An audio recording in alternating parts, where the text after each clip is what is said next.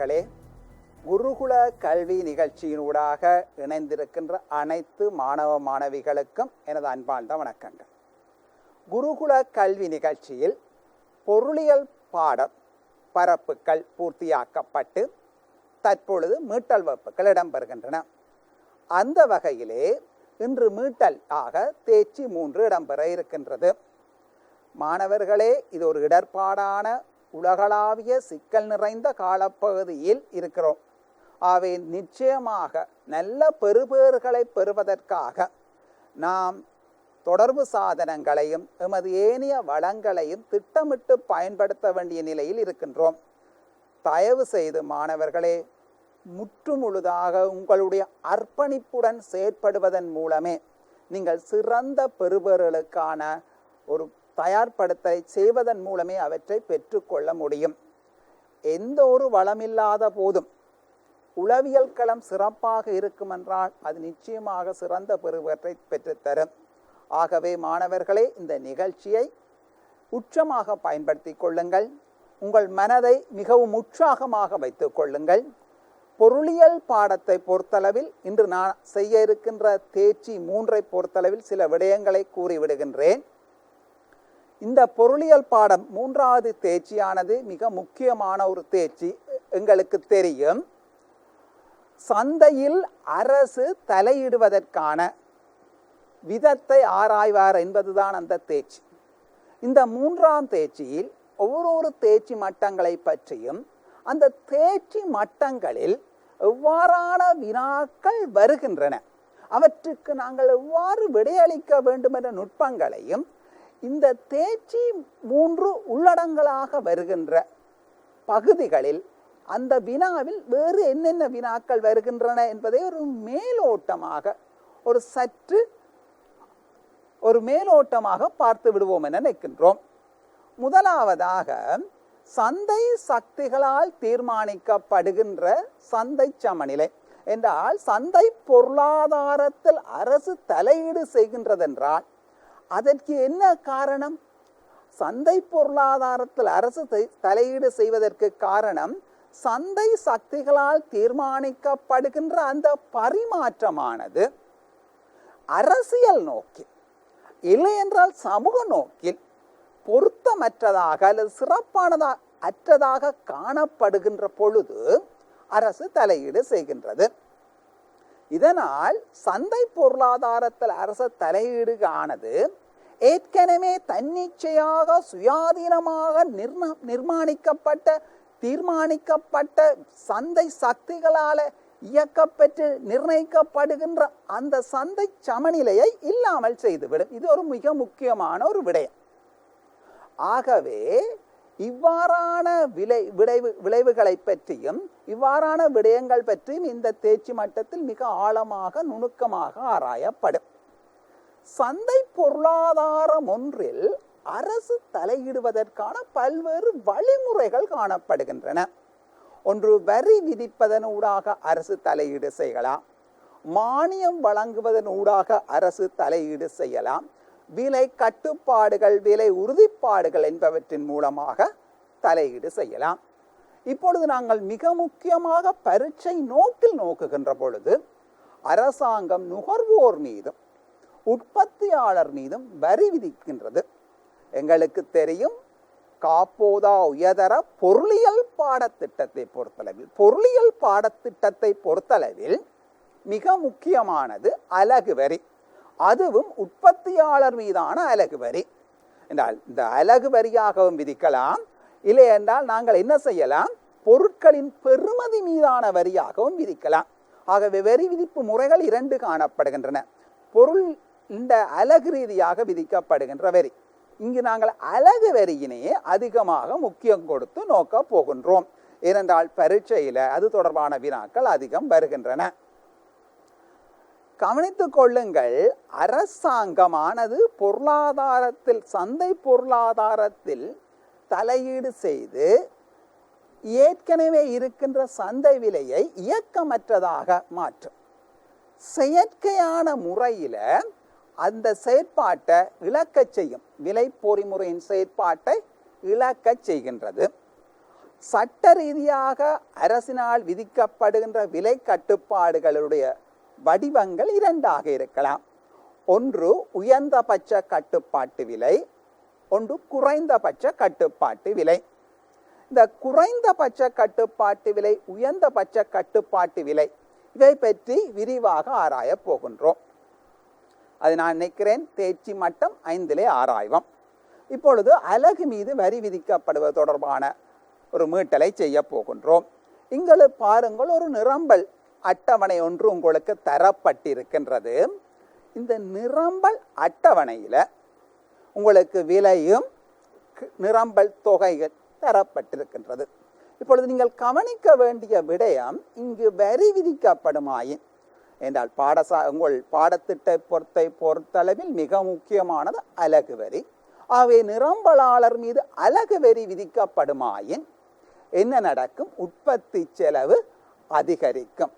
இப்பொழுது பாருங்கள் மாணவர்களே, விலை 0 இருக்கின்றது. நிரம்பல் தொகை உங்களுக்கு தெரியும். விலை 5 இருக்கின்றது. நிரம்பல் தொகை தெரியும். இப்பொழுது அலகு வரி விதிக்கப்படுகின்றது அல்லவா? 5 ரூபாய். பார்த்துக் கொள்ளுங்கள் அழகாக. அவை 5 ரூபாய் விதிக்கப்படுகின்ற வழியால் ஆரம்பத்தில் 10 ரூபாவில் என்ன நிரம்பல் தொகை இருந்ததோ இப்பொழுது அது 15 ரூபாவுக்காக இருக்கு. அதாவது முந்தி 10 ரூபாவில் செய்யப்பட்ட நிரம்பல் தொகையானது இப்பொழுது 15 ரூபாவுக்கான நிரம்பல் தொகையாக இருக்கு. அதே போல 20 ரூபாவுக்கு இருந்த நிரம்பல் தொகையானது இப்பொழுது 25 ரூபாவுக்கானதாக இருக்கு. இதை மாணவர்கள் விளங்கிக் கொள்ள வேண்டும். நுகர்வோர் மிகை கவனித்துக் கொள்ளுங்கள். இது மிக முக்கியமான ஒரு விடயம். அதிக மாணவர்கள் இந்த இடத்துல புள்ளி இழப்புக்கு உள்ளாகிறார்கள். இந்த அடிப்படையை நீங்கள் விளங்கி இருந்தால் மட்டும்தான் நீங்கள் என்ன செய்யலாம், இதற்கு பின்னால வருகின்ற சமூக நல இழப்பு பற்றியும் ஏனைய விடயங்கள் பற்றியும் விளங்கிக் கொள்ளக்கூடியதாக இருக்கும். ஆகவே மாணவர்களே, இதை மிகவும் கவனமாக பார்த்து கொள்ளுங்கள். அரசாங்கத்தினுடைய வரி வருமானம் எவ்வளவு? எங்களுக்கு தெரியும், அலகு வரி 5 ரூபாய். அலகு வரி 5 ரூபாய் அல்லவா? அலகு வரி 5 ரூபாய். அப்ப புதிய சந்தை சமநிலை தொகையை பாருங்கள், உங்களுக்கு 35 ரூபாய் 35 அலகுகளாக காணப்படுகின்றது. ஆகவே 5 தர 35. இதுதான் அரசாங்கத்தினுடைய வரி வருமானமாக இருக்கு.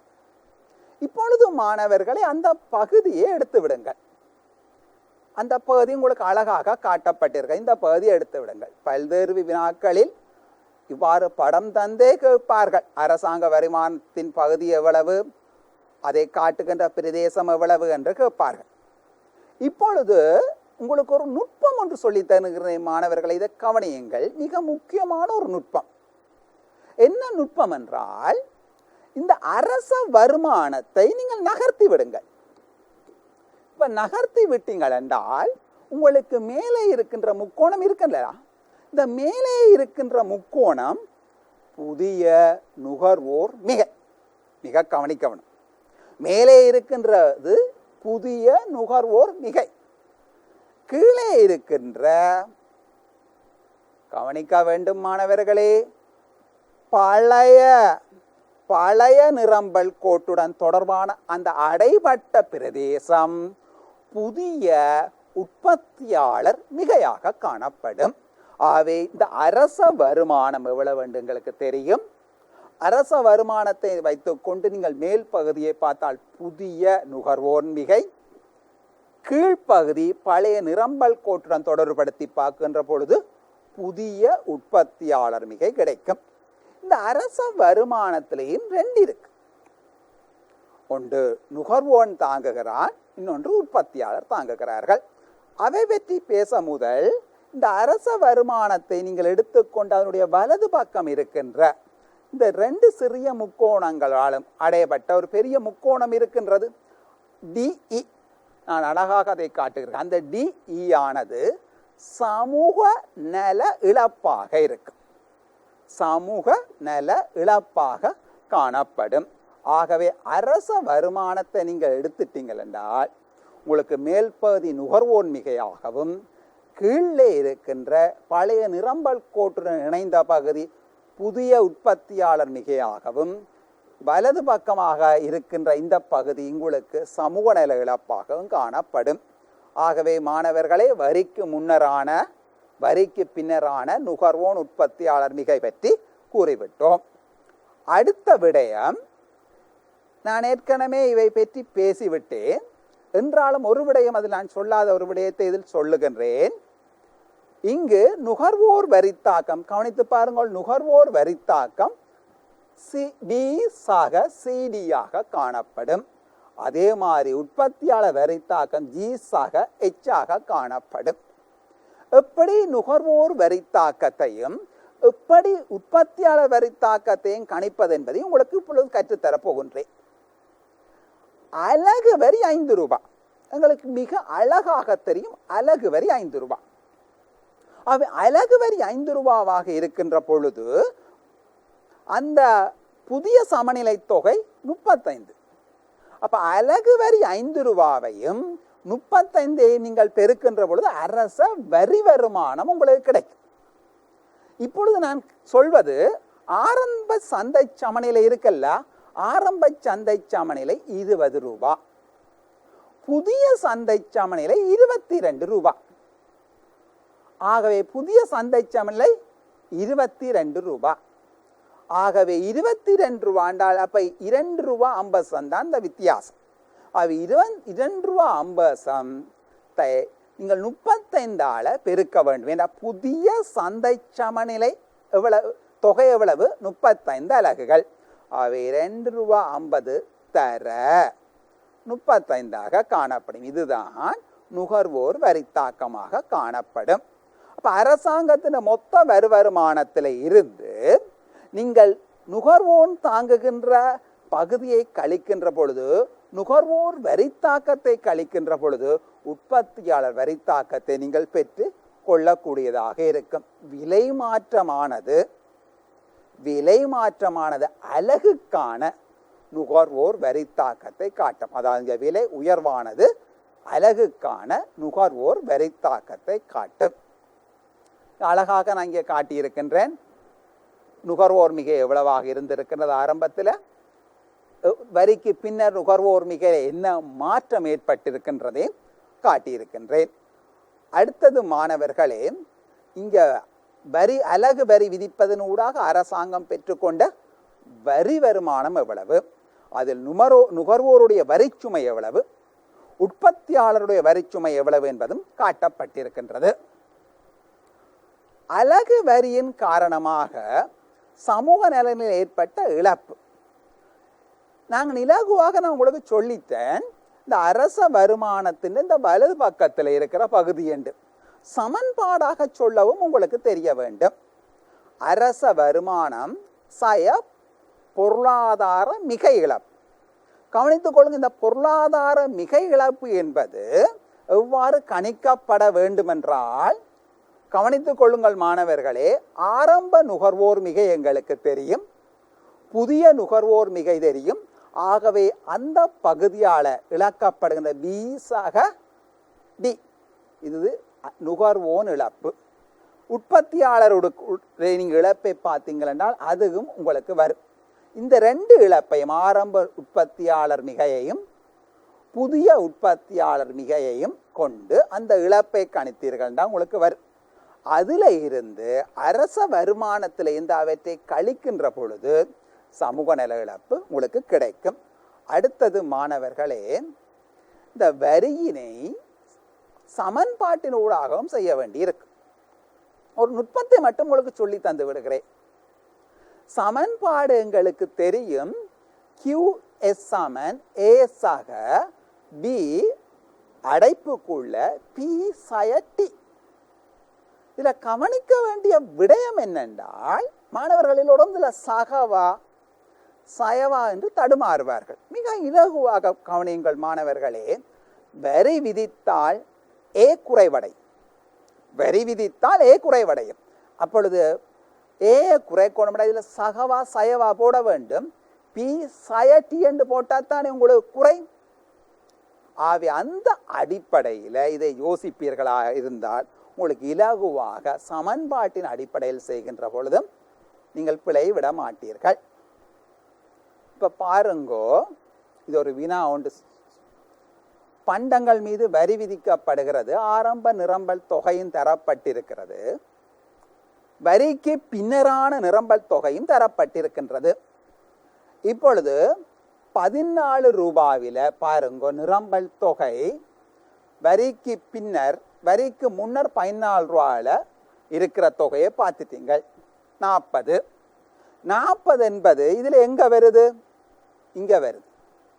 ஆகவே 14 ரூபாயில 40 வரிக்கு முன்னர், 16 ரூபாயில 40 வரிக்கு பின்னர். அப்ப 2 ரூபாய் என்ன?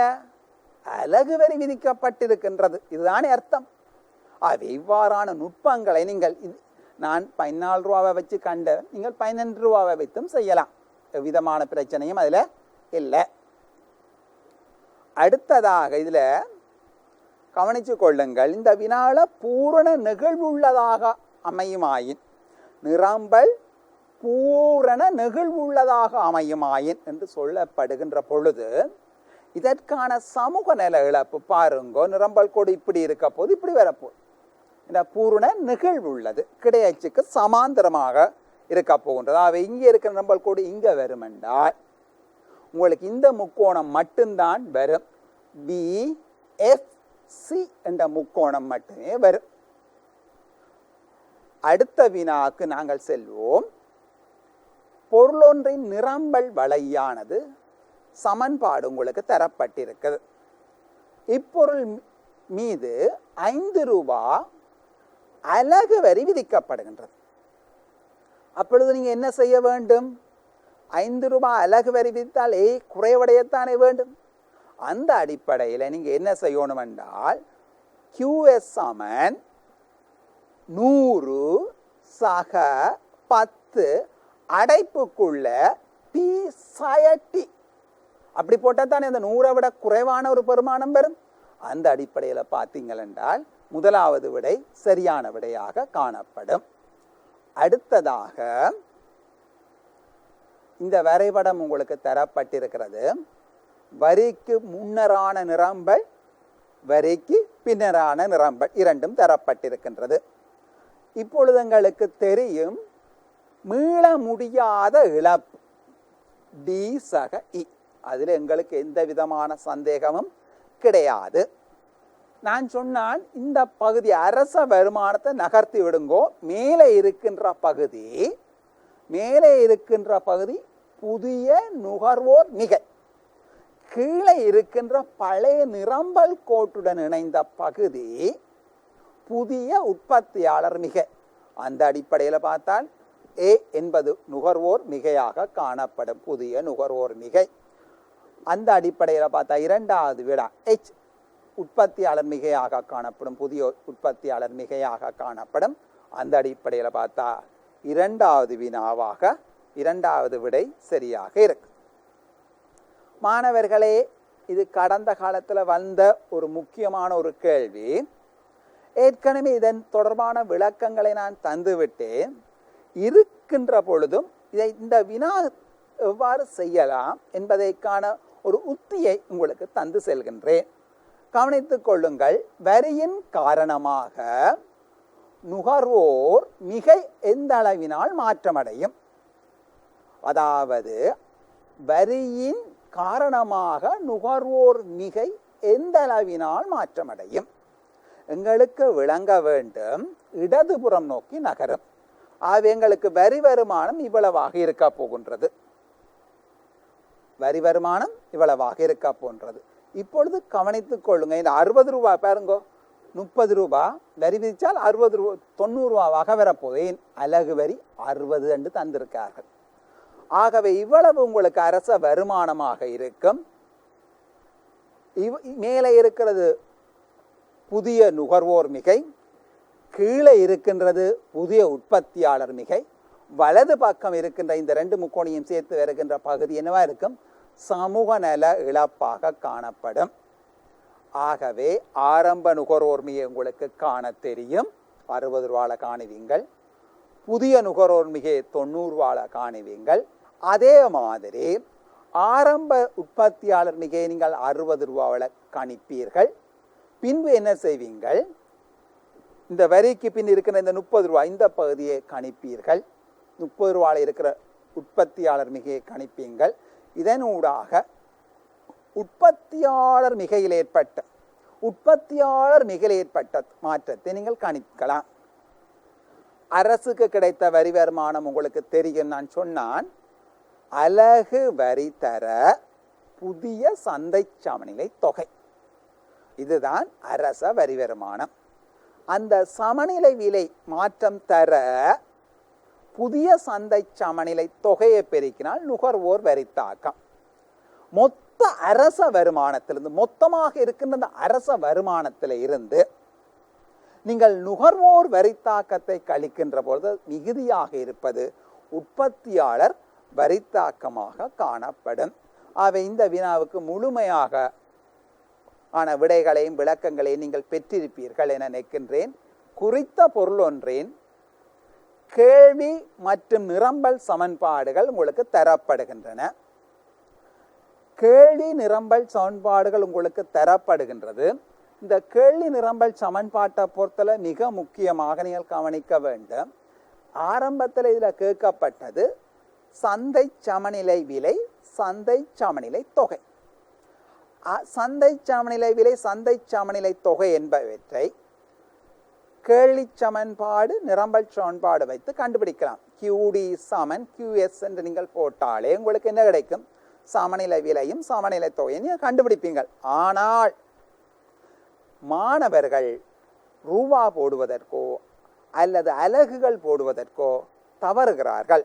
உதாரணமாக மில்லியன் அலகுகள் என்று குறிப்பிடப்பட்டிருந்தால் உங்களுக்கு சமநிலை விலை நீங்கள் ரூபாண்டு போடாமல் விட்டாலும் புள்ளி இழப்புக்கு வாய்ப்பு இருக்கின்றது. மில்லியன் அலகுகள் என்று போடாமல் விட்டாலும் புள்ளி இழப்புக்கான வாய்ப்புகள் காணப்படுகின்றன. இப்பொழுது சந்தை சமநிலை விலை உங்களுக்கு தான தெரியும். சந்தை சமநிலை விலையில் நிலவுகின்ற நுகர்வோன் மிகை கவனித்துக் கொள்ளுங்கள். நுகர்வோன் மிகையை நான் மிக ஒரு வேடிக்கையாக சொல்கிறேன். ஒரு கேள்விக்கோடு இருக்கின்ற ஒரு கேள்விக்கோட்டில் குறித்த விலை கேள்விக்கோடு மேல் பகுதி, அந்த மேல் பகுதி முக்கோணம் தான் நுகர்வோர் மிகையாக காணப்படும். குறித்த விலை கேள்விக்கோடு அதால் அடைப்பட்ட அந்த மேல் முக்கோண பகுதி நுகர்வோர் மிகையாக காணப்படும். ஆகவே சந்தை சமநிலையில் நீங்கள் அவ்வாறு அவற்றை கணித்து கொள்ளக்கூடியதாக காணப்படும். சமநிலை விலையில் நிகழ்ச்சி, சமநிலை விலையில் கேள்வி நிகழ்ச்சி கேட்கலாம், அல்ல சமநிலை விலையில் நிரம்பல் நிகழ்ச்சி கேட்கலாம். மிக இலகுமானவர்களை இந்த இடத்தை பொறுத்தளவில் இங்க சமநிலை விலை உங்களுக்கு என்னென்று தெரியும் என்றால், டெல்டா கியூங்கள் டெல்டா பி இருக்குத்தானே. கேள்வி நிகழ்ச்சியாக இருந்தால் நீங்கள் 5 கண்டு போட்டுக்கொள்ளுங்கள். என்ற டெல்டா கியூங்கள் டெல்டா பி என்பது சரி, அது 5 தர சமநிலை விலையை மேலே போட்டு அதை கீழே சமநிலை தொகையை போடுங்கள். உங்களுக்கு கேள்வி நிகழ்ச்சி கிடைக்கும். உங்களுக்கு நிரம்பல் நிகழ்ச்சி கணிக்க வேண்டுமாக இருந்தால் இந்த வினாவை பொறுத்தளவில் 10 தர சமநிலை விலை அதன் கீழ் சமநிலை தொகையை போடுங்கள். இதனூடாக உங்களுக்கு என்ன கிடைக்கும், நிரம்பல் நிகழ்ச்சி கிடைக்கும் சந்தை சமநிலையிலான. ஆகவே மாணவர்களே, இவ்வாறு இதற்கான விடைகளை நீங்கள் செய்து கொள்ள முடியும். அதன்படி செய்த விடைகளை நாங்கள் உங்களுக்கு காட்சிப்படுத்தி கொண்டும் இருக்கின்றோம். அடுத்த வினா மாணவர்களே, வரி விதிப்பதனால் நுகர்வோர் மிகையில் மாற்றம் என்னென்று கேட்டிருக்கு. அவை அந்த வினாவில் ₹1.50 வரி விதிக்கப்பட்டிருக்கிறது. அவை எங்களுக்கு தெரியும் QS சமன் AS ஆக B அடைப்புக்குள்ள P சய T, கவனிக்கணும், சய கழித்தல் அடையாளம் வரும். அதன் ஊடாக நீங்கள் என்ன செய்வீர்கள், புதிய நிரம்பல் சமன்பாட்டை கண்டுபிடித்து கொள்ளலாம். அடுத்த வினாவுக்கு நான் செல்வோம். அடுத்த வினா மிக முக்கியமானது. சந்தை விலைகளின் முக்கிய பணிகள் எவை? தகவல் வழங்குதல், தொழிற்பாடு விலையின் முக்கிய பணிகள் தானே அவை. தகவல் வழங்குதல், ஊக்குவித்தல், வள ஒதுக்கீடு. அவை பற்றி விவரிக்க வேண்டும்.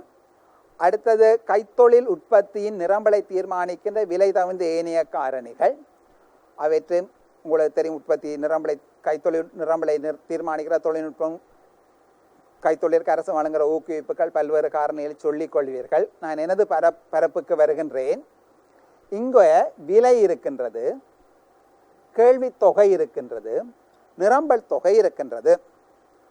கேள்வி வளைகள் நேர்கோடுகளாகத்தான் இருக்கின்றன. இதை அடிப்படையாக வைத்து கேள்வி சமன்பாடு, நிரம்பல் சமன்பாடு இவற்றை வைத்துக்கொண்டு நீங்கள் கேள்வி கோடு, நிரம்பல் கோடு என்பவற்றை வரைய வேண்டியதாக காணப்படும். அடுத்ததாக அலகொன்றுக்கு அரசாங்கம் 3 ரூபாய் வரி விதிக்கின்றது. வரியின் பின் உற்பத்தியாளர் பெறும் விலை, அரசாங்கத்தின் வரி வருவாய் என்பவற்றை கணிப்பிடுக. அரசாங்கத்தின் வரி வருவாயை இங்கே இலகுவாக கணிப்பிடலாம். எவ்வாறு கணிப்பிடலாம்? அதாவது அலகு வரி தர புதிய சந்தை சமநிலை தொகை. ஏற்கனவே சொன்ன இந்த கேள்வியில் இருக்கிற பகுதிகளுக்கான விடைகளை காட்சிப்படுத்தி செல்கிறேன். எவ்வாறு அவை அணுகப்பட்டிருக்கின்றன. இங்கே 10 ரூபாண்டு போட்டால் உங்களுக்கு போதாது, நிச்சயமாக ரூபா போட வேண்டும். கியூடி சமன் கியூஎஸ் சமன் 60 கண்டா உங்களுக்கு காணாது. நீங்கள் அவற்றுக்கு என்ன செய்ய, அலகுகள் போட வேண்டியதாக காணப்படும். மாணவர்களை இவ்வாறான விடயங்களை கவனித்து கற்க வேண்டும். அடுத்த விடயம், இங்கு வரி சம்பந்தமான மேலும் ஒரு கேள்வி வந்திருக்கின்றது. உண்மையாக எல்லா கேள்வியும் ஆராய முடியாது. ஏற்கனவே கொடுத்த விளக்கங்கள் இதற்கு போதுமானதாக இருக்கும். வரிக்கு முன்னரான நுகர்வோர் மிகைப்பரப்பு, வரிக்கு பின்னரான நுகர்வோர் மிகைப்பரப்பு, அரச வரி வருமானம், உற்பத்தியாளர் மிகை, நுகர்வோர் மிகை, உற்பத்தியாளர் மிகை, இந்த மாற்றங்கள் என்பன தெரிந்திருக்க வேண்டும். இதே பகுதியில் வந்த இன்னொரு வினாவையும் நான் தொட்டு செல்கின்றேன். அடுத்த விடயமாக நுகர்வோர் மிகையில் ஏற்பட்ட மாற்றம் என்ற பகுதியை தனியே நான் உங்களுக்கு காட்டியிருக்கிறேன். கவனியுங்கோ. சந்தை சமநிலை 80 ரூபாவாக இருந்தது, இப்பொழுது 82 ரூபாவாக காணப்படும். ஆகவே அந்த பகுதி தான் நுகர்வோர் மிகை மாற்றம், இழப்பாக இருக்கும். வரி விதிப்பால் ஏற்பட்ட நுகர்வோர் மிகையில் ஏற்பட்ட இழப்பாக காணப்படும். அதாவது நீங்கள் 80 ரூபால நுகர்வோர் மிகையை கணியுங்கோ, 82 ரூபால மிகையை கணியுங்கோ. கணித்து 80 ரூபா மிகையிலேருந்து அந்த 82 ரூபா மிகையை கழிச்சிங்கள் என்றால் அந்த நுகர்வோர் மிகை இந்த இழப்பு இவ்வளவாக காணப்படும். அதை வரைபடத்திலையும் காட்டியிருக்கிறேன். நாங்கள் ஏற்கனவே எழுத்தாக இவற்றை நாங்கள் அழகாக பார்த்து விட்டோம். நிரம்பலாளர் மீது அலகு வரி ஒன்று விதிக்கப்படுகின்ற பொழுது வரிச்சுமையின் எவ்வாறு பங்கிடப்படும்? நிரம்பலாளர் மீது வரி விதிக்கப்படுகின்ற பொழுது அந்த வரிச்சுமை எவ்வாறு பங்கிடப்படும்? கவனித்துக் கொள்ளுங்கள் மாணவர்களே. விலை அதிகரிப்பானது நுகர்வோருக்கான விலை அலகு வரி தாக்கத்தை காட்டும். விலை அதிகரிப்பானது நுகர்வோருக்கான அலகு வரி தாக்கத்தை காட்டும். அலகு வரி நுகர்வோர் வரித்தாக்கம் என்று கேட்டால் இங்கே அலகு வரி தாக்கத்தை சொல்லக்கூடாது. அலகு வரி தாக்கம், அலகு வரி தர புதிய சமநிலை தொகையை சொல்லி புதிய சமநிலை தொகையால் பெருக்கி வருகின்ற விடையை அழகாக ரூபா என்று போட்டி சொல்ல வேண்டியதாக காணப்படும்.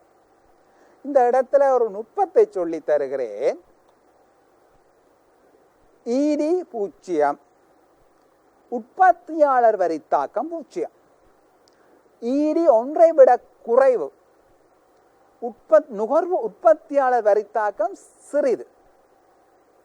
ஈடி 1 விட பெரிது என்று சொன்னால் உற்பத்தியாளர் வரித்தாக்கம் பெரிதாக காணப்படும். அதாவது ஈடியின் பெருமானம், அதில் சொல்ற சொற்பதமானது நீங்க கொஞ்சம் மாற்றி போட்டீங்கள் என்றால் உற்பத்தியாளருக்கு பொருந்துவதாக காணப்படுகிறது. இது ஒரு மிக முக்கியமான நுட்பம். உதாரணமாக இதில் பாருங்கோ, ஈடி 0, உற்பத்தியாளர் வரித்தாக்கம் 0. அப்ப முழுமையாக யார் இந்த தாக்கத்தை அனுபவிக்க போறார்கள்? நுகர்வோர் அனுமதிக்க போறார்கள். அவை நுகர்வோர் முழுமையாக அனுபவிப்பதனால் அங்க அலகு விலை அதிகரிப்பு எவ்வளவாக இருக்கும்? எவ்வளவு வரி விதிக்கப்படுகிறதோ அவ்வளவினால் விலை அதிகரித்து காணப்படும். ஆகவே பூரண நெகிழ்வற்ற நிலையின் போது வரி விதிக்கப்படுமாயின் அந்த வரி சுமை உங்களுக்கு இதில் காட்டப்பட்டிருக்கிறது. அடுத்தது மாணவர்களே, மிக முக்கியமான அடுத்த விடயம் பூரண நெகிழ்வுள்ள கேள்வி. பூரண நெகிழ்வுள்ள கேள்வி கவனித்துக் கொள்ளுங்கள். பூரண நெகிழ்வுள்ள கேள்வியாயின் உற்பத்தியாளர் வரித்தாக்கம் என்னவாக இருக்க போது பூரணமாக இருக்க போன்றது. அதாவது ஈடி அப்படியே உற்பத்தியாளருக்கு பொருந்துகின்றது. இந்த ஒரு நுட்பத்தினூடாக நாங்கள் இலகுவாக இவற்றுக்கான விடைகளை செய்து கொள்ளக்கூடியதாக இருக்கும். ஒருமை கேள்வி நிகழ்ச்சியை பொறுத்தல சமனாக இருக்க போகின்றது. நெகிழ்வற்றது ஈடி ஒன்றை விட குறைய சிறிது, அவை உற்பத்தியாளர் வரித்தாக்கம் சிறிது, நுகர்வோர் வரித்தாக்கம் பெரிதாக காணப்படும். ஈடி என்ன சொல்லுதோ அதை உற்பத்தியாளருக்கு போட்டால் சரியாக இருக்கும். ஆகவே இவ்வாறான நுட்பங்களை நீங்கள் பாவிப்பதன் ஊடாக இலகுவான முறையில் இதை கற்றுக்கொள்ளக்கூடியதாக காணப்படும். இப்பொழுது நிரம்பல் நிகழ்ச்சிக்கு வருவோம். மாணவர்களே, இப்பொழுது நிரம்பல் நிகழ்ச்சிக்கு நாங்கள் வந்துட்டோம். நிரம்பல் நிகழ்ச்சியை பொறுத்தளவில் மிக முக்கியமான ஒரு விடயம் பூரண நிகழ்வுள்ளது. ஆகவே பூரணமாக இது நிரம்பலவா நுகர்வோன் தாங்குவான், வரித்தாக்கத்தை யார் தாங்குவான்? நுகர்வோன் தாங்குவதாக காணப்படும். ஈடி எப்படி உற்பத்தியாளனை காட்டி கொடுக்கின்றதோ அதே போல இஎஸ் ஆனது நுகர்வோனை காட்டி கொடுக்கும். இது ஒரு நுட்பமாக நீங்கள் பாவித்துக் கொள்ள வேண்டும். நெகிழ்வற்ற நிரம்பல். அப்ப நெகிழ்வு அற்றதென்றபடியால் இஎஸ் சிறிது. ஆகவே இஎஸ் சிறிது என்றபடியால் நுகர்வோர் வரித்தாக்கம் சிறிது. பாருங்க, அங்க விலை அதிகரிப்பு சின்னதாக இருக்கு. அந்த பகுதி சின்னனாக இருக்கிறது, கீழே இருக்கிற பகுதி பெரிதாக இருக்கின்றது. ஏ என்ற பகுதி விட பி என்ற பகுதி பெரிதாக இருக்கின்றது. கவனித்துக் கொள்ளுங்கள். இவ்வாறான நுட்பங்களை பாவிப்பதனூடாக இவற்றை செய்யக்கூடியதாக இருக்கு. அடுத்தது நுகர்வோர் மிகை பற்றிய ஒரு அருமையான கேள்வி உண்டு. அதாவது நுகர்வோர் மிகை எந்த இடத்துல பூஜ்ஜியமாகும் என்றால் சாதாரண கேள்விக்கோடு விலை அச்சை வெட்டும் அந்த புள்ளியில் நுகர்வோர் மிகை பூஜ்ஜியம். எப்பொழுது நுகர்வோர் மிகை உச்சமாக இருக்கும் என்றால் சாதாரண கேள்விக்கோடு தொகை அச்சை வெட்டும் புள்ளி இருக்கிறது அல்லவா, அந்த இடத்துல நுகர்வோர் மிகை உச்சமாக இருக்கும். என்றால் அங்க விலை என்னவாக இருக்க போது பூஜ்ஜியமாக இருக்க போகின்றது. ஆகவே அந்த அடிப்படையில் நீங்கள் பார்த்தீங்கள் என்றால் நுகர்வோர் மிகை பூஜ்ஜியமாக மாற தேவையான நிபந்தனையாக இருந்தால் அது விலை அச்சை வெட்ட வேண்டும். சாதாரண கேள்விக்கோடு என்னத்தை வெட்டணும்?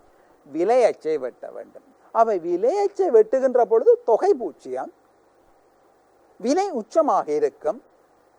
ஈடி என்னவாக இருக்க போகின்றது? முடிவிலியாக இருக்க போகின்றது. பூரண நெகிழ்வுள்ள கேள்வியாக இருக்க போகின்றது. இவை தொடர்பான அறிவை நீங்கள் பெற்றிருக்க வேண்டும். அடுத்தது மாணவர்களே, இன்னொரு கேள்வி கவனித்துக் கொள்ளுங்கள். பின்வரும் வரிப்படம் என்பது பல்கலைக்கழகம் ஒன்றுக்கு பேருந்தை இலவசமாக வழங்குகிறார்கள். பேருந்தை என்ன செய்கிறார்கள்? இலவசமாக வழங்குகிறார்கள். இலவசமாக வழங்குவதால நுகர்வோர் மிகை கவனித்துக் கொள்ளுங்க. நுகர்வோர் மிகை ஆரம்ப நுகர்வோர் மிகை பி ஆக இருந்தது. ஆகவே பியில இருக்கிற நுகர்வோர் மிகைன்ற பரப்பு ஏ ஆக இருந்த நுகர்வோர் மிகை இப்பொழுது நுகர்வோர் மிகை என்னவாக இருக்க போகின்றது? பூஜ்ஜிய விலையில் வழங்குகிறார்கள், அதாவது இலவசமாக வழங்குகிறார்கள். ஆகவே நுகர்வோர் என்னவா இருக்க போகுது? ஏ சக பி சக சி ஆக இருக்க போகின்றது. எவ்வளவு நுகர்வோர் மிகை அதிகரித்திருக்கின்றது? எவ்வளவு அதிகரித்திருக்கின்றது? பி சக சி ஆக அதிகரித்திருக்கின்றது. இது ஒரு மிக முக்கியமான ஒரு விடயம். மிக முக்கியமான ஒரு விடயம். பேச்சு மட்டம் 3.4க்கு போக போகின்றோம். நிரம்பலாளருக்கு அழகு மானியம் வழங்கப்படுவதை அடிப்படையாக கொண்டு சந்தையில அரச தலையீட்டை ஆராய்வர். மாணவர்களே, நிரம்பலாளர்களுக்கு மானியம் வழங்கினால் நிரம்பல் அதிகரிக்கும், உற்பத்தி செலவு குறைவடையும், நிரம்பல் கோடு வலதுபுறம் நோக்கி நகரும். இது மிக முக்கியமான அடிப்படையான அறிவு. இவற்றை நீங்கள் விளங்கி வைத்திருக்க வேண்டும். அடுத்த விடயம் பாருங்கோ, உங்களுக்கு விலை, கேள்வித்தொகை, நிரம்பல் தொகை என்பன தரப்பட்டிருக்கிறது. இப்பொழுது மானியம் வழங்கினால் என்ன நடக்கும் என்று பார்ப்போம். இப்போ மானியம் வழங்கப்படுகிறது, அலகு மானியம் 5 ரூபாய். இப்போ 10 ரூபாவில் நிரம்பல் தொகை என்னவாக காணப்பட்டது? நிரம்பல் தொகை காணப்பட்டது 20. இப்பொழுது அந்த 20 5 ரூபாய்க்கே வழங்குவார்கள். விளங்குதல்ல? ஏனென்றால் 10 ரூபாவில் அவர்களுக்கு 20 வழங்கக்கூடியதாக இருந்தால் இப்பொழுது அவர்கள் என்ன செய்வார்கள்? அதை விட குறைவான 5 ரூபாவை கழித்து அதை குறைவான விலைக்கு அவற்றை வழங்கக்கூடியதாக காணப்படும். அதாவது அம்மா, நீங்கள் விலை இருக்கின்றது, அந்த விலையிலேருந்து 5 ரூபாவை அலகு மானியமான 5 ரூபாவை கழித்தால் உங்களுக்கு புதிய விலை ஒன்று கிடைக்கும். அந்த விலையில அவர்கள் பழையதை வழங்குவார்கள். இப்போ 10 ரூபாவுக்கு 100 வழங்கப்பட்டால் 5 ரூபா மானியம் வழங்கினால் 5 ரூபாவுக்கு 100 வழங்குவார்கள். இது மிக இலகுவான ஒரு விடயம். நீங்கள் கழித்தீங்கள் என்றாலே உங்களுக்கு விட வந்துவிடும். இதன் போது நிரம்பல் கோடு வலதுபுறம் நோக்கி நகரும். இதன் போது நிரம்பல் கோடு வலதுபுறம் நகரும். இதில் பாருங்கோ, SS என்ற நிரம்பல் கோடு S1 S1 ஆக நகர்ந்து இருக்கின்றது. இப்ப கவனியுங்கோ, மானியத்துக்கு முன்னர் சமநிலை விலை உங்களுக்கு தெரியும் 20 ரூபாய், சமநிலை தொகை 40 அலகுகள். மானியத்துக்கு பின்னர் சமநிலை விலை 17 ரூபாய் 50. ஆகவே 20 ரூபாய் 17 ரூபாய் 50. அப்ப 2 ரூபாய் 50 விலை வீழ்ச்சி கண்டுள்ளது. இது நுகர்வோர் அலகுக்கான மானியத்தால் பெறுகின்ற நன்மையாக இருக்கும். நுகர்வோருக்கான அலகு மானியமாக சொல்லப்படும். ஆகவே இந்த அலகு மானியத்தில் இருந்து நீங்க புதிய சமநிலை தொகையால பெருக்கினீங்கள் என்றால் நுகர்வோர் மொத்த மானியத்தின் நன்மையை நீங்கள் பெற்றுக்கொள்ளக்கூடியதாக காணப்படும். அடுத்தது மானியத்துக்கு முன்னர் நுகர்வோர் மிகை எங்களுக்கு தெரியும். இங்க பாருங்க, மானியத்துக்கு முன்னர் காணப்பட்ட நுகர்வோர் மிகை இங்க இருக்கிறது, A/B என்ற பகுதி. மானியத்துக்கு பின்னர் 17 ரூபாய் 50. 17 ரூபாய் 50 கேள்விக்கோடு மேலே அடைப்பட்ட பகுதி. இதில் வெளுத்தை நீங்கள் கூட்டிங்கண்டா என்னவா இருக்கும்? மானியத்தின் பின்னரான நுகர்வோர் மிகையாக காணப்படும். இதில் கவனிக்க வேண்டும், இதில் நுகர்வோர் மிகை எவ்வளவு அதிகரித்திருக்கிறது கேட்டால் நீங்கள் இந்த பகுதியை மட்டும்தான் சொல்லுவோம். I சக H சக G ஆக இருக்கும். இதைத்தான் நீங்கள் சொல்ல வேண்டியதாக இருக்கும். மானியத்தின் காரணமாக நுகர்வோர் மிகையில் ஏற்பட்ட அதிகரிப்பு. இப்பொழுது அடுத்த விடயத்தை நோக்குவோம். மானியத்தின் பின்னர் நுகர்வோர் மிகை, உற்பத்தியாளர் மிகை, இந்த ரெண்டையும் கணிப்பதன் ஊடாக பொருளாதார மிகையை கணிக்கலாம். உற்பத்தியாளர் மிகையை நீங்க கணியுங்கோ. B சக C சக I சக J ஆக காணப்படும். இது மானியத்தின் பின்னர் உற்பத்தியாளர் மிகையாக காணப்படும். இது மிக முக்கியமான ஒரு விடயம். B சக C சக I சக J ஆக காணப்படும். ஆகவே இது மானியத்தின் பின்னரான உற்பத்தியாளர் மிகை. கவனித்துக் கொள்ளுங்கள், இந்த பகுதியாக இருக்கும். அதாவது 22 ரூபாயில் வார அந்த அம்பசத்தில் வார நிரம்பல் கோட்டின் கீழ்ப்பகுதியோட வருகிறது. கவனித்து பார்த்து கொள்ளுங்க. இது மிக முக்கியமான ஒரு விடயம். இப்பொழுது எங்களுக்கு தெரியும் அரசாங்கத்தின் மானிய செலவு இவ்வளவாக இருக்க போன. பாருங்க, அலகு மானியம் எவ்வளவு? 17 ரூபாய் 50 இருக்குது. அதுலேருந்து நீங்கள் பாருங்க, இங்கே 22 ரூபாய் 50, 2 ரூபாய் 50. பாருங்க, விலை ரூபா 50 குறைஞ்சிருக்கல, அதை யார் தாங்குகிறார்கள்? அலகு மானியமாக உற்பத்தியாளர் அந்த நன்மையை பெற்றுக்கொள்கிறார்கள். அதே நேரத்தில் இதை அந்த மிச்சம் இருக்கிற ரூபா 2 யார்? உற்பத்தியாளர் பெற்றுக்கொள்கிறார்கள். மொத்தமாக அரசுக்கு ஏற்பட்ட செலவு அலகு மானியம் தர புதிய சந்தை சமநிலை தொகை. அலகு மானியம் தர புதிய சந்தை சமநிலை தொகை. அதை காட்டுகின்ற பரப்பு இதுவாக இருக்கும். பாருங்க, இந்த செவ்வக பரப்பு அதனை காட்டுவதாக இருக்கும். இந்த செவ்வக பரப்பு அதனை காட்டுகின்றது. அப்ப நுகர்வோர் மிகை எவ்வளவு அதிகரித்திருக்கிறது? கவனி, இந்த நுகர்வோர் மிகை அதிகரித்திருக்கின்றது, உற்பத்தியாளர் மிகை அதிகரித்திருக்கின்றது. இவ்வளவு உற்பத்தியாளர் மிகை அதிகரித்திருக்கின்றது. பாருங்க, அரச வருமானத்தில் இருந்து உற்பத்தியாளர் மிகை எவ்வளவு அதிகரிச்சிருக்க? இவ்வளவு நுகர்வோர் மிகை அதிகரித்து இந்த பகுதி இழப்பாக காணப்படுகின்றது. இதுதான் சமூக நல இழப்பு. மிக முக்கியமாக கவனிக்கப்படும். இதுதான் சமூக நல இழப்பாக காணப்படும். ஆகவே பொருளாதார மிகை என்பது உற்பத்தியாளர் மிகையையும் நுகர்வோர் மிகையையும் நீங்க என்ன செய்ய வேணும்? கூட்டுவதனூடாக, ரெண்டையும் சேர்ப்பதனூடாக பொருளாதார மிகையை நீங்கள் பெற்றுக்கொள்ளக்கூடியதாக காணப்படும். இன்னொரு சொல்றேன், இதுல நுகர்வோர் மிக எவ்வளவு அதிகரித்திருக்கின்றதை காட்டியிருக்கிறேன், அழகாக காட்டியிருக்கோம். பாருங்கோ, ஐ சக இந்த பாருங்க, இந்த முக்கோணம் ஐ சக எச் சக ஜி, இதனால நுகர்வோர் மிகை அதிகரித்திருக்கிறது. உற்பத்தியாளர் மிகையை நீங்கள் கவனிச்சு பாருங்க. உற்பத்தியாளர் மிகை நீங்க கவனிச்சு பாருங்க. பி சக சி, இதால அதிகரிச்சு. உற்பத்தியாளர் மிகை பாருங்க, பி சக சி என்பதால் அதிகரிச்சிருக்கா இல்லையா? அதிகரித்திருக்கின்றது. அவை மொத்தமாக உற்பத்தியாளர் மிகை எவ்வளவு அதிகரித்திருக்கின்றது, எவ்வளவு நுகர்வோர் மிகை அதிகரித்திருக்கின்றது எங்களுக்கு தெரியும். அது ரெண்டையும் கூட்ட வேண்டும். கூட்டி அரச வருமானத்திலிருந்து அவற்றை நீங்கள் கழிப்பீங்கள் என்றால், இவற்றின் அரச மானிய செலவை கழிக்கின்ற பொழுது உங்களுக்கு என்ன கிடைக்கும்? மொத்த சமூக நல இழப்பை நீங்கள் பெற்றுக்கொள்ளக்கூடியதாக இருக்கும். அது எஃப் ஆக காணப்படும். ஆகவே உற்பத்தியாளர் மிகை அதிகரிப்பு, நுகர்வோர் மிகை அதிகரிப்பை கூட்டி அரச செலவை கழிப்பதனூடாக சமூக நல இழப்பை நீங்கள் கணித்து கொள்ளலாம். அதற்கான சமன்பாடுகள் இங்கு அழகான முறையில் குறியீடுகளாக காட்டப்பட்டிருக்கிறது. மாணவர்களே, இன்னொரு விடயம், சமன்பாட்டு ரீதியில் மானியம் தொடர்பான சமன்பாட்டு ரீதியில் சில விஷயத்தை விளங்கப்படுத்துகின்ற பொழுது உங்களுக்கு நான் வரிக்கு சொன்னதை மாற்றி சொல்கிறேன்.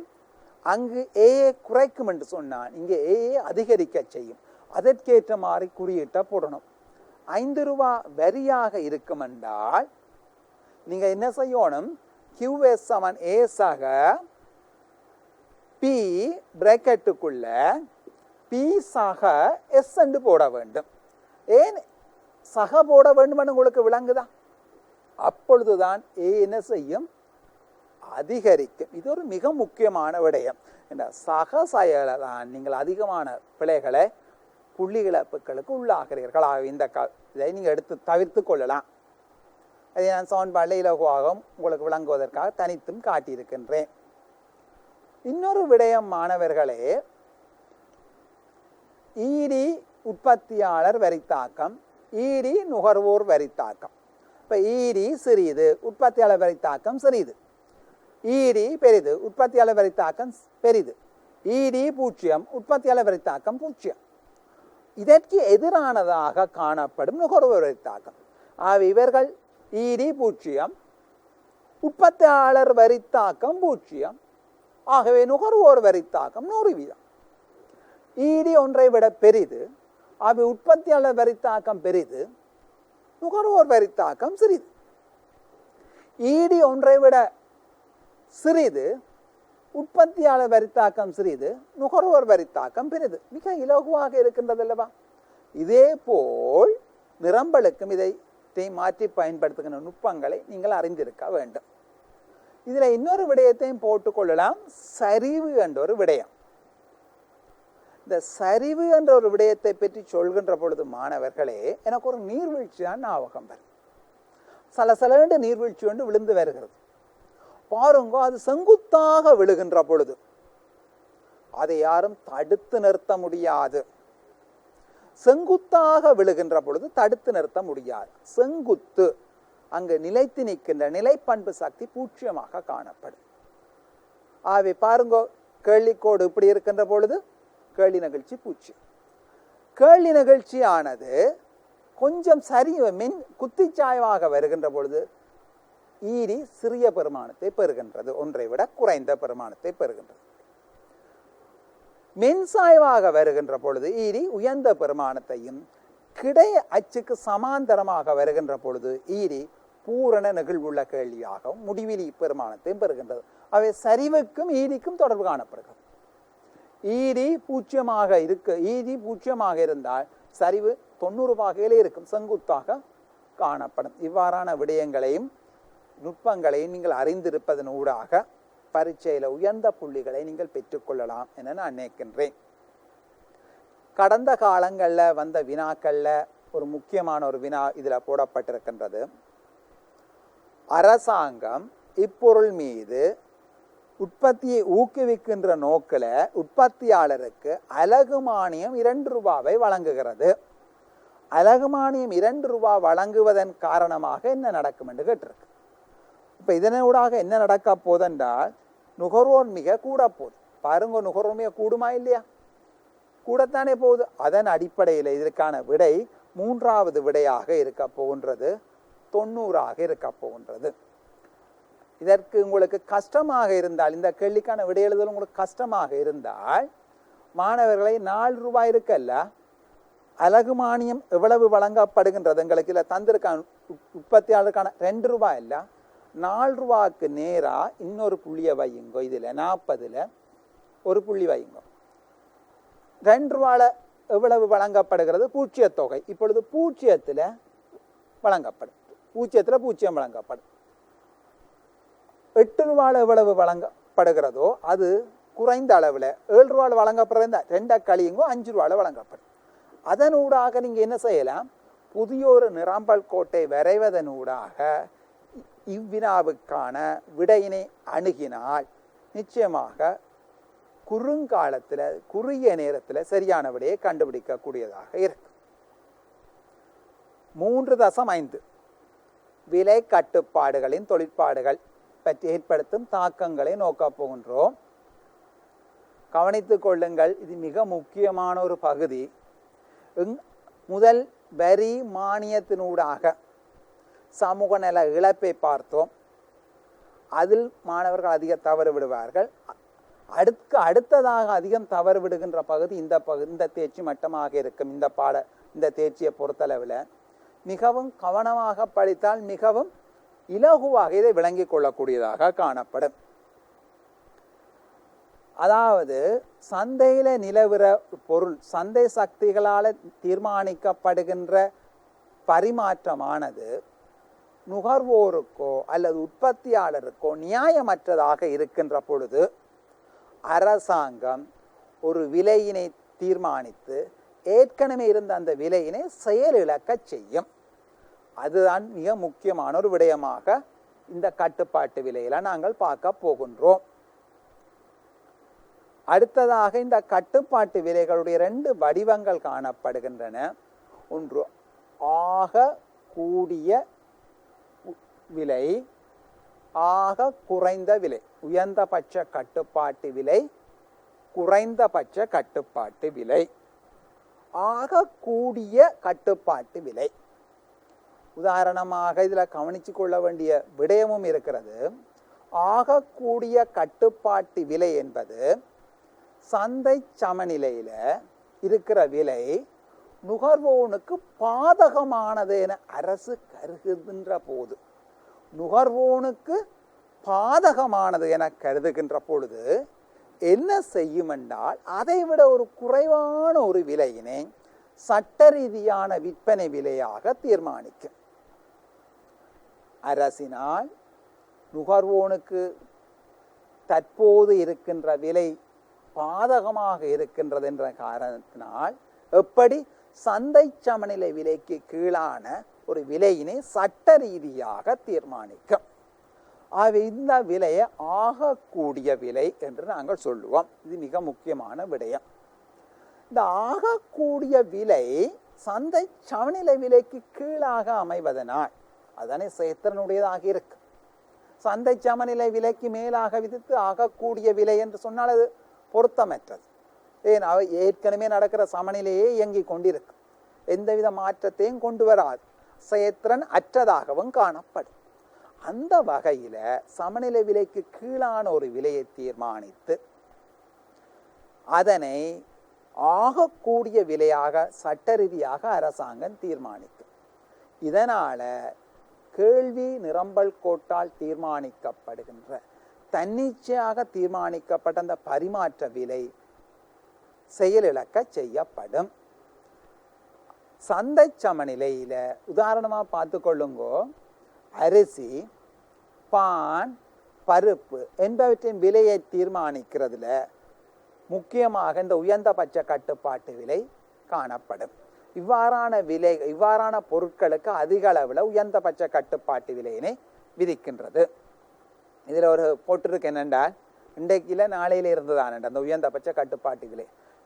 உயர்ந்தபட்ச கட்டுப்பாட்டு விலை சமநிலை விலைக்கு கீழாக விதிக்கப்படுவதனால் ஒரு கருப்பு சந்தை நடவடிக்கைகள் எல்லாம் தோற்றம் பெறுகிறது என்பதைத்தான் இது காட்டுகிறது. எங்களுக்கு தெரியும், மிக முக்கியமாக இந்த உயர்ந்தபட்ச கட்டுப்பாட்டு விலை மிகை கேள்வியை ஏற்படுத்தும். ஏன்னா சந்தை சமநிலை விலைக்கு கீழாக விதிக்கப்படுவதனால். இங்கே எப்படி ஏற்படுத்தும் என்றால், சமநிலை விலைக்கு கீழாக விதிக்கும் பொழுது நிரம்பல் குறைவடைகின்றது, கேள்வி அதிகரிக்கின்றது. இந்த இரண்டின் விளைவாகவும் இரண்டின் காரணமாகவும் மிகை கேள்வி ஒன்று ஏற்படுகின்றது. இது ஒரு மிக முக்கியமான விடயமாக இருக்கும். ஒரு பந்தை நாங்கள் தண்ணிக்குள்ள அமுத்தி வைத்தது போல். இப்பொழுது பாருங்கோ, எவ்வளவு தூரம் அந்த மிகை நிரம்பல் எவ்வளவு தூரம் மிகை கேள்வி காணப்படுகிறது என்பதை கவனித்துக் கொள்ளுங்கள் மாணவர்களே. மிக முக்கியமாக இந்த குறைந்தபட்ச கட்டுப்பாட்டு விலை யாரால் விதிக்கப்படும், எவ்வாறு விதிக்கப்படும், யாரின் நன்மைக்காக விதிக்கப்படும், சந்தை சமநிலை விலையை விட குறைவாக விதிக்கப்படும், இவ்வாறான விடயங்கள் உங்களுக்கு தெரிந்திருக்க வேண்டும். எவ்வாறான பொருட்கள் மீது விதிக்கப்படும் என்பதும், இது மிகை கேள்வியை ஏற்படுத்தும் என்பதும், இந்த உயர்ந்தபட்ச கட்டுப்பாட்டு விலையை மீறி நாங்கள் விற்கின்ற பொழுது அது சட்ட ரீதியற்ற விலையாக காணப்படும், கருப்பு சந்தை விலையாக காணப்படும்.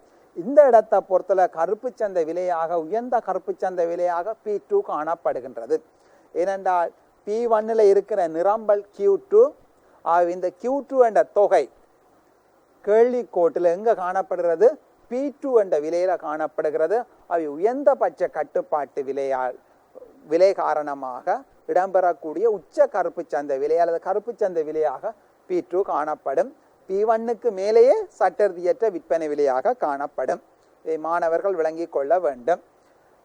இப்பொழுது இதுல என்ன நடக்கும் என்றால், மிகை கேள்வி காணப்படுவது காரணமாக, பொருள் தட்டுப்பாடுகள் காணப்படுவது காரணமாக கருப்பு சந்தை நடவடிக்கைகள் அதிகம் தோற்றம் பெற இருக்கின்றன. கருப்பு சந்தை நடவடிக்கைகள் அதிகமாக தோற்றம் பெறும். உதாரணமாக பாருங்கோ, முந்தி P-ல இருந்த அந்த படத்தை பாருங்க, உங்களுக்கு விளங்கும். P-ல இருந்த விலை P1ஆக நாங்கள் சட்டரீதியாக விதித்ததால கருப்பு சந்தையில P2-வை விட மேல போச்சு. அதாவது ஏற்கனவே இருந்த விலையை விட கூடுதலான ஒரு விலையினை நுகர்வோர் கொடுக்க வேண்டியதாக அல்ல செலுத்த வேண்டியதாக காணப்படுகின்றது. அதனாலதான் அந்த படத்தை நான் போட்டேன். ஏற்கனவே இருக்கிற நிலையை விட ஒரு மோசமான நிலையை இது தோற்றுவிக்கலாம். இது மிக முக்கியமான ஒரு விடயமாக காணப்படுகிறது. அடுத்த விடயம் இங்க பாருங்கோ, இந்த கட்டுப்பாட்டு விலை P1ஆக தீர்மானிக்கப்படுவதாக கூறப்படுகிறது. இதற்கு முன்னர் இருக்கின்ற நுகர்வோர் மிகை, உற்பத்தியாளர் மிகை என்பவற்றை பார்த்துவிட்டு நாங்கள் இவை பற்றிய விடயங்களை தொடர்ந்து நோக்கலாம். இப்பொழுது P-ல இருக்கிற நுகர்வோர் மிகை A-ஆக, B-ஆக, C. P-ல இருக்கிற உற்பத்தியாளர் மிகை, ஆரம்ப உற்பத்தியாளர் மிகை எங்களுக்கு தெரியும் D-ஆக, E சக F. பொருளாதார மிகை என்று சொன்னால் ரெண்டையும் கூட்டிவிட பொருளாதார மிகை உங்களுக்கு வரும். ஆகவே இதனூடாக நாங்கள் ஆரம்ப சமநிலை விலையில பி என்ற இடத்துல இருக்கிற பொருளாதார மிகையை உங்களுக்கு கணிக்கக்கூடியதாக காணப்படும். இப்போ இதில் மிக முக்கியமாக இதில் காணப்படுற சில விடயங்களை நாங்கள் நோக்குவோம்.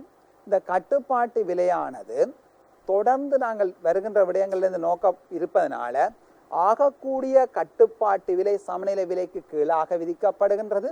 இந்த கட்டுப்பாட்டு விலை எவ்வாறு பொருளாதார மிகையில் தாக்கத்தை உண்டு பண்ணுகின்றன என்பதை பற்றி தொடர்ந்து நோக்க இருக்கின்றோம். மாணவர்களை, குறைந்தபட்ச கட்டுப்பாட்டு விலைகள் பற்றிய வினாக்கள் அதிக அளவு வருகின்றன. இந்த பகுதிகளை ஆய்ந்து தோய்ந்து கற்பதன் ஊடாகவே உங்கள் பெறுபவர்களையும் புள்ளிகளையும் நீங்கள் உயர்த்தி கொள்ள முடியும். இதற்கு பிறகு எவ்வாறு சமூக நல இழப்பை இது உண்டாக்குகின்றது, அதனுடைய அளவு எவ்வாறு கணிப்பது என்பது தொடர்பானதை நாங்கள் அடுத்த அமர்வில் தொடர்ந்து பார்க்க இருக்கிறோம். மாணவர்களே, தொடர்ந்து இந்த குருகுலம் நிகழ்ச்சியில் இணைந்திருங்கள். நாங்கள் இவற்றை இந்த அலகுகளை தொடர்ந்து மேலும் பல தேர்ச்சி மட்டங்களை பார்க்க இருக்கின்றோம். அதுவரை நன்றி, வணக்கம்.